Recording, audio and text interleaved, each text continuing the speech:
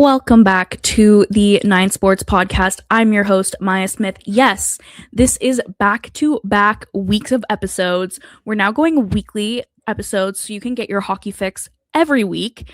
This week is just me behind the mic, and we've got a lot to discuss with the Olympics starting today when you're listening to this, and a long break in the PWHL season, which is the perfect opportunity for us to discuss how each team is doing. So let's kick it off with the number one at the 9, your top headline of the week. So the number one at the 9, the Olympics are here and the Ice Garden is all hands on deck, bringing previews to you for every single team. And so our top headline of the week is that the puck drops today, Thursday, February 5th, with 10 teams vying for a gold medal. You've got the mainstays of the tournament, Canada and the US, who have made up nearly every single gold medal matchup in Olympic history. And also joining them in Group A is Czechia, definitely a medal contender for this Olympics, Finland, who took home bronze in the last Olympics, and Switzerland. And then Group B has Sweden, Japan, Germany, the host team Italy, and first-time Olympians France. So be sure to check out all of those previews over on the Ice Garden, plus game previews, recaps, and interesting features with the players. So for the past couple of weeks, we've been diving into how Canada and the US will look and making our predictions of how these teams might fare at the tournament. But they're, of course, not the only countries who are attending and not the only countries to watch. So before we jump into a little bit of talk on each team so you kind of know where everybody stands, let's set the stage. So all of the Group A teams will make it through to the quarterfinals. That's already set in stone. They've achieved that by qualifying as the top 5 teams of the tournament. They'll be joined by 3 teams from Group B to round out a top 8 quarterfinal. Winners of the quarterfinal matchup will pair up for the semifinals, and then the 2 winning teams will play for gold, the loser getting silver, and then the remaining 2 teams from the semifinals will play for bronze. So let's start with the Group A teams that we haven't talked about yet. Finland is an interesting team to look at because I don't really think that anybody considers them to be a contender this year. Czechia and Sweden have been making strides. They're looking strong. But Finland is always a presence internationally, and they did take home bronze in the last Olympics. They have also won bronze at the last 2 Women's World Championships. And similar to the US, they're bringing a good mix of youth and veterans. Michelle Karvinen will play her 5th Olympics after making her debut in the PWHL this season, and she was also named as captain of Team Finland. And Susanna Tapani will return to the team after putting up 8 points at the last Olympics. She currently plays for the Boston Fleet. Emma Newtonen, who leads the top Finnish league in the world with 58 points in 24 games, makes the Olympic team for the first time in her career, while Shallon is the youngest player on the team at 20 and is almost a point per game at Mercyhurst in the NCAA. In an interview with Giselle Velasquez at the Ice Garden, Shallon said that it has been my dream since I was a little girl and has always been kind of a dream and also a goal for me to make the Olympics. I was proud of myself and all the work I have done. It's such a big honor for me to represent my country at the Olympics. And so I think it's important to remember, along with the veterans that we know and love, that there are a lot of young players coming to the Olympics for the first time, which in my mind is almost more exciting, them getting to live out their dream like this. We'll also see charge rookie goaltender Sani Ahala making her Olympic debut as well for Team Finland. One note to say about Team Finland is that it was reported today, Wednesday, when I'm recording this, that they had a lot of illness go through the team and did not complete all of their practice sessions. So that definitely puts them on the back foot compared to other teams that they're going to face in Group A, like Czechia. And Czechia is a fierce contender for a medal. I said last week on the show that I would love to do a deep dive on how Czechia has built out their hockey program in the last decade. They have become extremely competitive in both men's and women's hockey over the last few years. While the team was in Group B in last year's Olympics, matching them up against the quarterfinals and effectively ending their medal run hopes there and then, the team has had recent success at the senior national level, competing for bronze in the last 4 world championships and taking home 2 bronze medals in that time. Led by Ottawa Charge head coach and former Olympic gold medalist for Canada, Carla McLeod, the team is full of speedy young forwards, some of whom have been lighting it up in the PWHL this season. Rookies Kristina Kaltenkova and Natalie Mlinkova are having great seasons in the PWHL. And last World Championships, Malinkova was actually tied for the points lead. Obviously, Kaltenkova has been having a fantastic year in the PWHL. She is currently the goal leader in the league as a rookie, and she has definitely raised up to the standards of the PWHL, and it will be very exciting to see how she turns out in the Olympics. They also have college stars Shapovalov and Plazova, who will be joining the roster. And PWHL fans from last season will remember Klara Peslarova, who had a great rookie season with Boston before heading back to Europe to get more playing time as she headed into the Olympics. She's a great goaltender, and she already has Olympic experience. I said this last week, but they are my prediction for bronze. I see them being quite competitive, but I still, as usual, don't see anybody catching Canada and the US. Lastly, in Group A is Switzerland. In the 2022 Olympics, they made it to the semifinals and lost to Canada. And then they lost to Finland in the bronze medal match. Diehard international tournament watchers will recognize Swiss goalie Andrea Brandley, who's looking to bounce back after a poor 2025 World Championships. She'll be between the pipes for Switzerland. And Swiss veteran player and Boston Fleet player Alina Mueller had this to say in the team's media availability just last month when asked by a member of the media to reflect on her experience and what she's bringing to the Olympic Games. Let's listen. From that tournament, but obviously winning bronze was huge, and since then we kind of were chasing that medal for a while now at Worlds too and the Olympics. Yeah, another chance this year, and we'll try everything we can, obviously to win that medal. But otherwise, yeah, I mean, looking back the past 10 years, 12 years, it's pretty cool.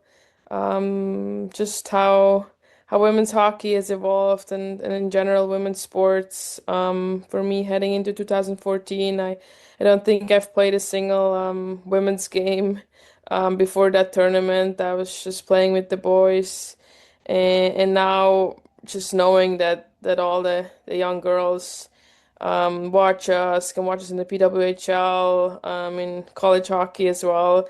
It's just really cool that yeah, that they can watch us and they know what's ahead of them, and they can relate to the best players in the world and want to become them. So it's definitely a different time growing up now than it was yeah, when I was 15 years old back then. So definitely different, and very honored that I can hopefully be that role model for somebody else, for a lot of players in Switzerland, and yeah, and hopefully it just keeps going, and maybe have some more tournaments in me. I will say I wasn't able to catch the name of the media member who asked. I just heard his name is Ralph, so thank you, Ralph, for that question.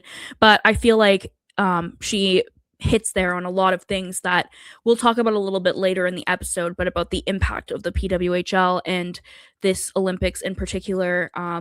Also, how long some of these veteran European players, still not very old in hockey age, have been playing, with Mueller competing in her first Olympics in 2014 when she was just 15 years old. There's some incredible talent that we get to see every Olympics, and that's one of the things that makes the game special to me. Let's talk about Group B. So, kicking off the group, we have Sweden. So, Sweden had to play their way into the Olympics, as most of the Group B teams did, winning all 3 games to reach the top tournament. Last Olympics, they met Canada in the quarterfinals, finishing 8th in the tournament. Since Sweden became the only team to ever make an Olympic final that wasn't named Canada or the US in 2006, when they took home the silver medal against Team Canada, they haven't been able to put much together at the Olympic level. 4 PWHL players will suit up for Sweden: Sarah Hjalmarsson, Lena Youngbloom, Maya Nyland Pearson, and Anna Shelbin. And in her preview for Team Sweden, Natalia Rackman tabbed Hilda Svensson and Ebba Svensson Treff as key players to watch. Svensson is a rookie in the NCAA and leads Ohio State in scoring, which is an incredible feat, as that is the number 2 ranked team in the country, and she's a freshman. While Treff is having a strong season as a rookie goaltender in the SDHL, she could even give Emma Soderberg a run for her money in net. Soderberg is another goaltender that was victimized by being on the same team as Erin Frankel, therefore not getting a lot of ice time when she played for the Boston Fleet last season. She also left the PWHL to get more ice time this season by playing in Europe. I personally think she's a fantastic goaltender who didn't get the playing time she deserved in the PWHL, and I'm looking forward to getting to watch her on the international stage. Next, we have Japan, who was ranked 7th coming into the Olympics. They also had to qualify their way into the games, and they went undefeated against France, who we'll talk about in a minute, Poland, and China in the qualifying tournament to earn their spot. PWHL fans will recognize Akane Shiga, who played 1 season with PWHL Ottawa, as well as her sister. The majority of their roster play in Sweden or in Japan during the regular season, and according to the Ice Garden's Meredith Foster, a top 5 finish would be a solid result for the team. What we will see is that a lot of the teams in Group B will hope to use Italy and France as easy wins in order to solidify their place in the top 3 in the group. Whether that will come to fruition or not, we shall see. Last week, Lydia was on the show, and she predicted that Germany might make some noise in Group B as well. The team has been away from the Olympics for 12 years, not having made the Olympic Games since 2014. And so the entire roster has 0 Olympic experience. But key wins against Italy and France could be enough to get them into the quarterfinals. Same with Japan to get into the quarterfinals, as well as Sweden. Germany will have Sandra Abstreiter in goal. She's a strong goaltender who has had some backup duty in the PWHL with Ottawa and Montreal, but she also took home top goaltending honors at the 2024 World Championship, which, going up against goaltenders like Debian, Mashmeyer, that is a big feat. She will undoubtedly carry this team on her shoulders as well. She's one of the top players on the team for sure. She is joined by Boston Fleet player Laura Kluge and Vancouver's Nina Jobe Smith, along with players from the NCAA, SDHL, and DFEL.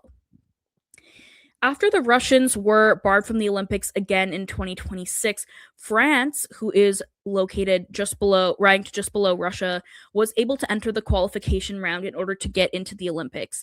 They beat Poland and China to earn their slot, but as we talked about before, they did lose to Japan in that tournament. This is the first time that France has competed in the Olympics in hockey, and that 100% makes them the underdogs, of course. Forwards Clara Rosier and Chloe Arard-Bushy are Mike Murphy's standout players in his Olympic preview. Rosier was France's top scorer in the qualifying tournament, while Arard-Bushy spent some time in the PWHL before heading to the SWHL to play this season. While they aren't likely to upset any teams, making it into the Olympics for the first time is a feat unto itself, and depending on how things shake out against Italy, they could bring home a win in this tournament. And of course, we have our host nation, Italy, as the last team here. This is the second Olympic Games that they've competed in because they were also the host in the 2006 Olympics when they were in Turin. They finished last in that tournament and could face a similar fate depending on how France plays in this tournament. The team is made up of Italian talent and dual citizens, including former Canadian Olympic gold medalist Laura Fortino. Very familiar name for Canadians and women's hockey fans from before the PWHL. Toronto Scepter's reserve player Kristen Della Rovere also is joining the team. I'm excited to see how she does at the Olympic level. I know that she left the PWHL last season to play in Italy. Also, a fun fact for me is that one of the goaltenders who is dressing for Italy at the Olympics, Gabriella Durante, I played against her in minor hockey, so She's from my hometown, which is very cool. I am wishing Italy luck. I think it would be incredibly hard to go into this tournament as the host team when you know that you're going to be going up against teams like Sweden, Japan, and Germany, but definitely anything could happen between them and France, and I think that will be an exciting game. But ultimately, no matter how the tournament shakes out, the biggest winners of the Olympics is likely to be the PWHL. The league did not exist during the 2022 Olympic Games and sees the Games as a pivotal point in the league's growth. In a statement released by the PWHL earlier this week, Executive Vice President of Business Operations Amy Shear said, "For the first time, fans who discover the excitement of the sport during the Olympics can immediately follow many of the same elite players during a season-long professional league. That continuity matters, and together with the growing fan base built through the PWHL, the Olympics allow us to deepen fandom, expand our audience, and accelerate the global momentum of the game well beyond a single event." Now, that statement does do some disservice to the history of the sport because the PHF did exist in the 2022 Olympics. They did not fold, or they were purchased by the PWHL in 2023. So it is true that the fans will be able to find their favorite players in the Olympics and continue to watch them for the rest of the season with the PWHL, though that has been possible in the past.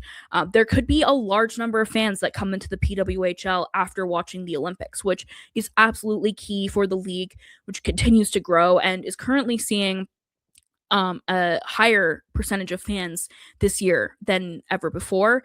It also marks an Olympics where 61 PWHL players are heading to the Olympics, and they've all been playing at a high level heading into the Olympic Games.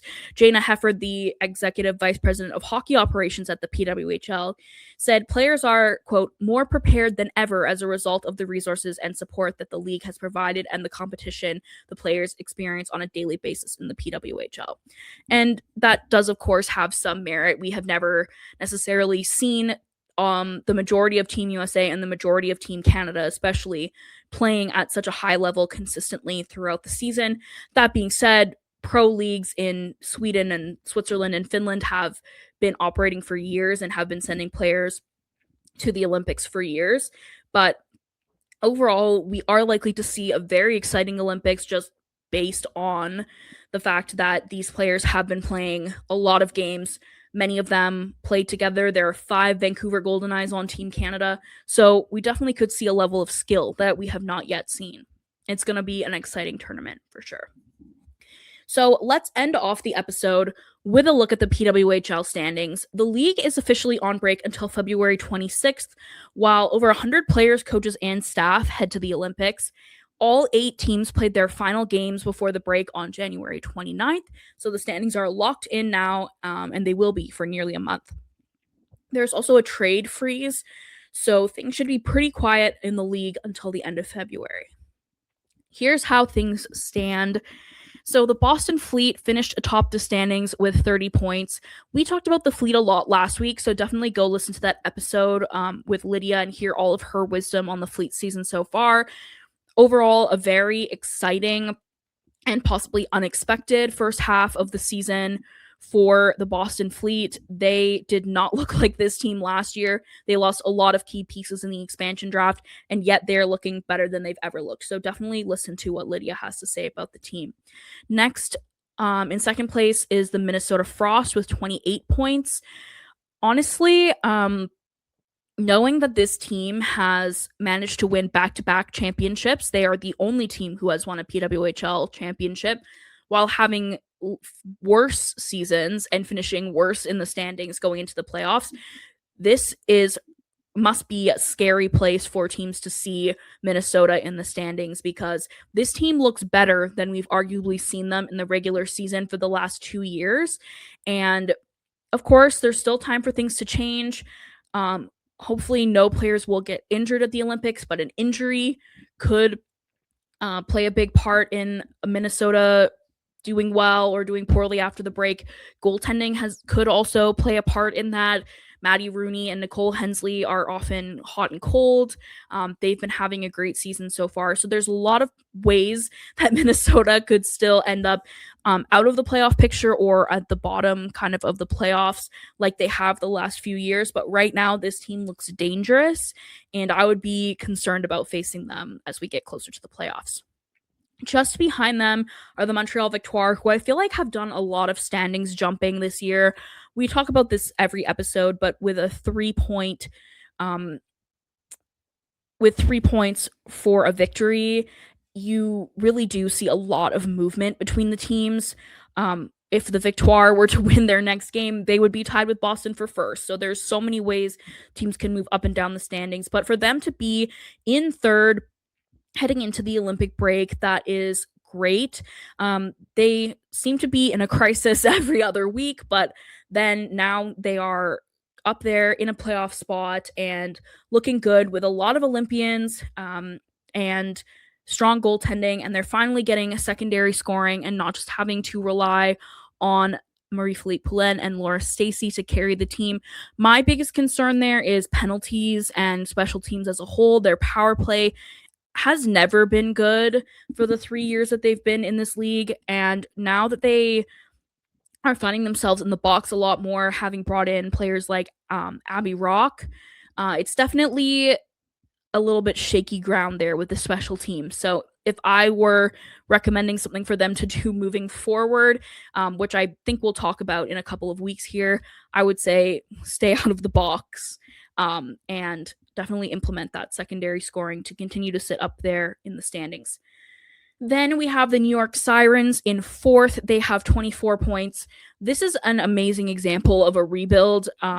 This team has been down and out for the last 2 seasons, never really being able to keep anything going consistently.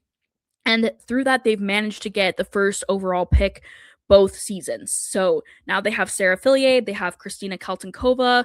As I mentioned earlier, the leading goal scorer in the league as a rookie. This rebuild is working. They are seeing high offensive output. They are having fantastic goaltending from a young goaltender, Kaylee Osborne, who also is heading to the Olympics with Team Canada, which is extremely impressive. And they really do not look like the New York Sirens team of the last few years. The question is, will they be able to keep this up after the break? We have seen them kind of do a nosedive towards the end of the season out of a playoff position. And depending on how these young players play, it's a longer season than normal. Many of them are not getting a break during the Olympic break. They will be playing at the Olympics. So it's possible that it's too good to be true. But right now, they are sitting in the last playoff spot as we are heading into the Olympic break. Just below them, we have the Ottawa Charge with 22 points. They have been having such a strange season. They were on a crazy winning streak just a few weeks ago, and now they sit outside of the playoff picture. A very streaky season. They're either doing great or they're doing poorly, not really a lot of in between. We have seen Brianne Jenner really step into this new role. I believe Alyssa talked about that a couple of episodes ago. She is just having an incredible season as one of the older players in the league, but when she is doing well, the team does well, and that has been the case for the last 3 years. So it's really great for them that she is on a scoring streak, and hopefully she'll bring that back from the Olympics as well. They also have Gwyneth Phillips, who's been playing fantastic in net. She's one of the key reasons that they are not in the bottom of the standings. And I think if she can come back from the Olympic break and remain in, top form, this could be a turnaround for the Charge, but they just never really seem to be a team that keeps that momentum up and climbs up the standings. And that's why they're sitting out of the playoff picture.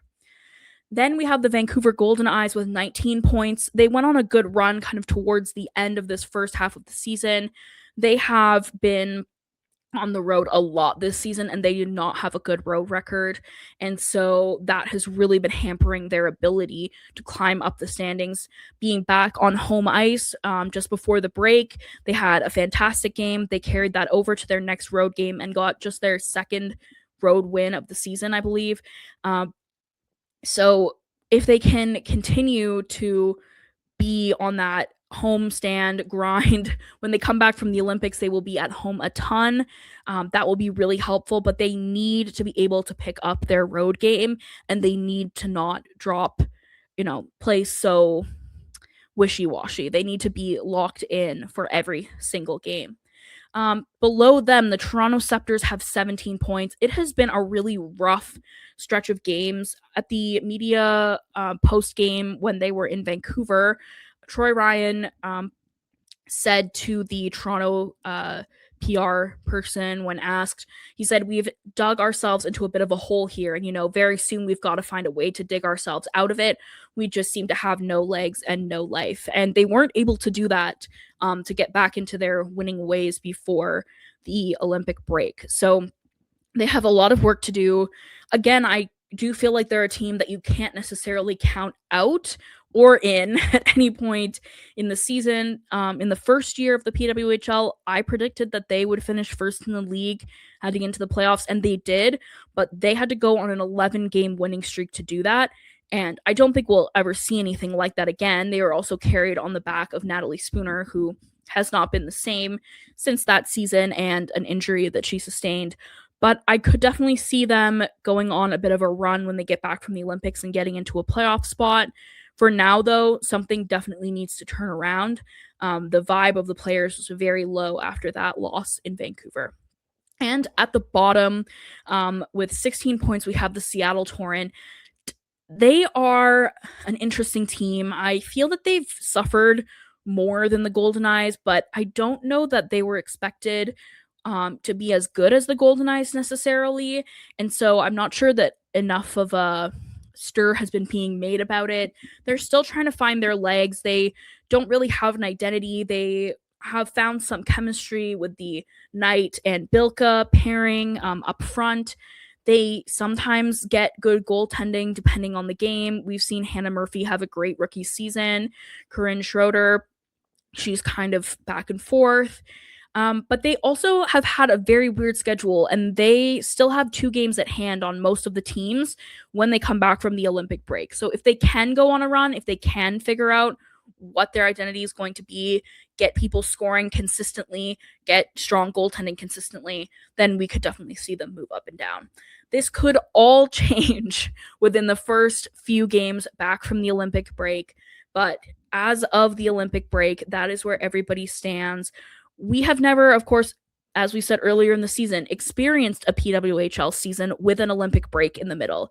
We have no idea how these players will return from the Olympics, what runs or losing streaks teams could go on with this disruption of momentum, how teams like Vancouver and Seattle, who finally get a long stretch of time to work together and build up that chemistry that's been missing, could fare when they come back.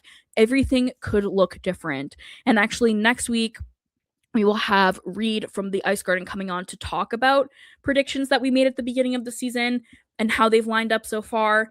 We'll also have a recap of how the Olympics have gone before or in next week's episode. Will be about the midpoint of the tournament, so that will be super exciting. And yeah, this podcast is going to be going weekly now, so I hope that you'll tune in every week. The Ice Garden is putting in a ton of work for the Olympic season. This is our biggest time of year, so definitely check out our website in the description and subscribe if you're able to. And of course, subscribe to the 9 Sports as well. You can follow me on X at MayaXEverysport. I will be tweeting about the Olympics and everything PWHL related, so definitely come check me out over there. And we'll see you next week.